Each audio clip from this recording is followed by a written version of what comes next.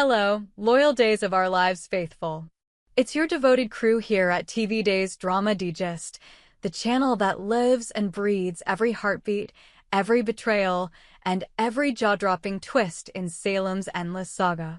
Grab your coffee or something stronger, because this one's going to keep you up at night.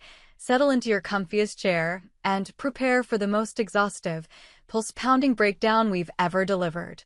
Today, we're plunging headfirst into the electrifying mystery that exploded across our screens like a DiMera fireworks display. Tonny DiMera's sudden vanishing act aboard a luxury cruise liner, Anna's frantic meltdown, and the tantalizing possibility that Tonny has located his long-lost brother Stefan and is orchestrating a triumphant, drama-soaked return to Salem. Buckle up, because this isn't just a recap. This is a 360-degree forensic examination, a speculative roller coaster, and a love letter to the legacy of the DiMera dynasty. By the time you finish reading, you'll be screaming at your TV for the next episode. Let's dissect every second, every glance, every whispered phone call, and then we'll dare to dream about what could happen next. Picture it. Crystal blue Mediterranean waves lapping against the hull of the SS Poseidon's Pride, a floating palace of marble decks, infinity pools, and champagne flutes that never run dry. Tonny DiMera, debonair, impeccably tailored, his signature smirk playing at the corners of his mouth, steps aboard with Anna Fredericks DiMera on his arm. For once, the man who has survived more fake deaths than anyone in soap history is supposed to be relaxing. A second honeymoon. A chance to escape the relentless machinations of Salem. No Phoenix resurrections, no microchip brainwashing, no Kristen smirking from the shadows. Just Tonny, Anna, and the promise of sunset cocktails. But Salem never lets its prodigals rest. Not for long. We flash to Anna in their opulent suite, surrounded by designer gowns and half-unpacked Louis Vuitton. Her phone is glued to her ear. Her voice cracks like thunder over a clear sky. EJ, it's Anna. Tonny's gone. Vanished. I turned around for 1 second to order a Bellini and he was just gone. The camera lingers on her mascara-streaked cheeks, the tremor in her manicured hands. This is Anna at her most vulnerable. No comic relief, no quips about handbags. This is terror.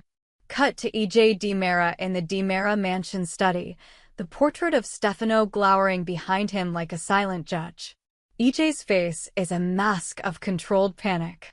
Calm down, Anna. What do you mean missing? Did he fall overboard? Was he taken? The word taken hangs in the air like smoke. In Salem, disappearances are rarely accidents. They're chess moves. Anna's hysteria escalates. She describes searching the ship, the casino where Tonny was last seen nursing a martini, the promenade deck where a waiter swears he saw the Count arguing with a man in a dark hoodie, the lifeboats that were inexplicably rearranged. Security footage? Grainy. Useless. The captain is looking into it, which in soap speak means absolutely nothing will be resolved until sweeps week.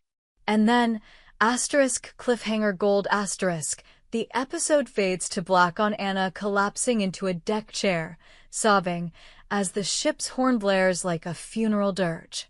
Fast forward to the final moments of the episode. The screen crackles with tension. Anna's phone rings. She snatches it up, her voice a raw whisper, hello. A beat. Her eyes widen. Tears, relief, tears spill over. Tonny? Oh, thank God. Where are you? We don't hear Tonny's voice. We don't need to. Anna's face tells the story. She laughs through sobs, clutching her heart. A misunderstanding? You were where? Never mind. Just come back to the suite. She hangs up, fans herself with a brochure for Santorini, and delivers the line that launched 1,000 Reddit threads. He's back, EJ. False alarm. Tonny's fine. It was all a big mix-up. Cue the credits. Cue the collective scream from living rooms worldwide. But hold the phone, Salemites. Since when does a DiMera disappearance end with oops, my bad? Since when does Tonny, master of grand gestures and theatrical returns, vanish for hours, terrify his wife, and brush it off as a misunderstanding. Something smells fishier than the Salem River after a Brady pub fish fry. To understand why we're convinced Tonny's crew's vanishing is directly tied to Stefan DiMera, we need to rewind the DiMera family tape. Buckle in for a history lesson that's equal parts tragic, twisted, and tantalizing. Flashback number 1. Tonny's obsession with Stefan's whereabouts.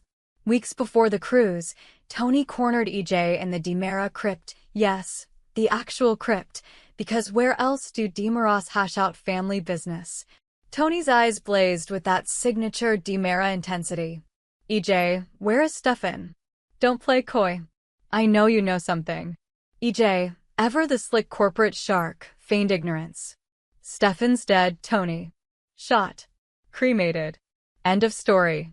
But the camera lingered on EJ's micro-expression, a twitch of the jaw, a flicker in the eyes. Liars in Salem are as common as bad wigs, but EJ's tell is unmistakable. Tonny didn't buy it. Neither did we. Why the obsession? Because Tonny and Stefan share more than DNA.